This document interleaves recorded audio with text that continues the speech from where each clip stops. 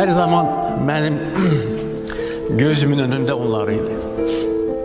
Ne kadar azap çektiler. Ne kadar eziyet çektiler. Ama sınmadılar. Möhkem durdular. Budur Azerbaycan. Budur Azerbaycan.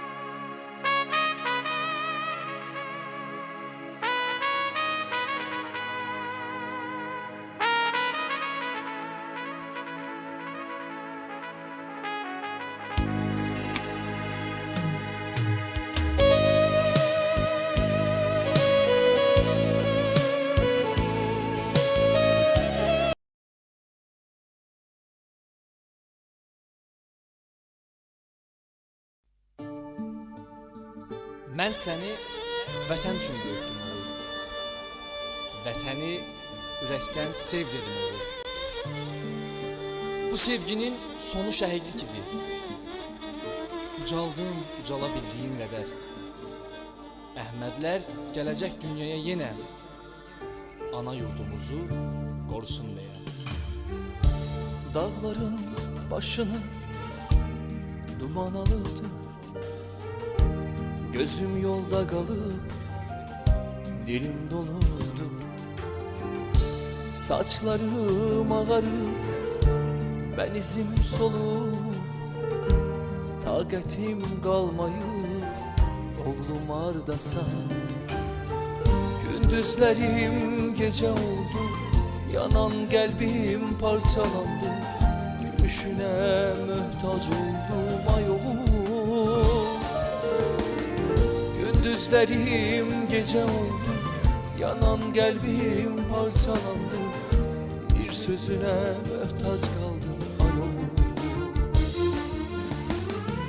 Gittiğin yolların taşına kurban, ayağım değdiği torpağa kurban. Seni mənə verən Tanrıya kurban, benimle yaşayan adına kurban. Talihin yazdığı yazıya kurban, bu da bir kısmettir, yazıdır oğlum.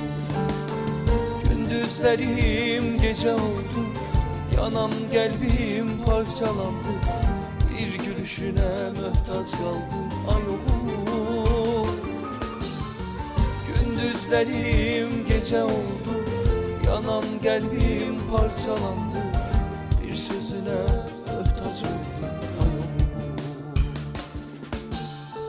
Gündüzlerim gece oldu, yanan kalbim parçalandı.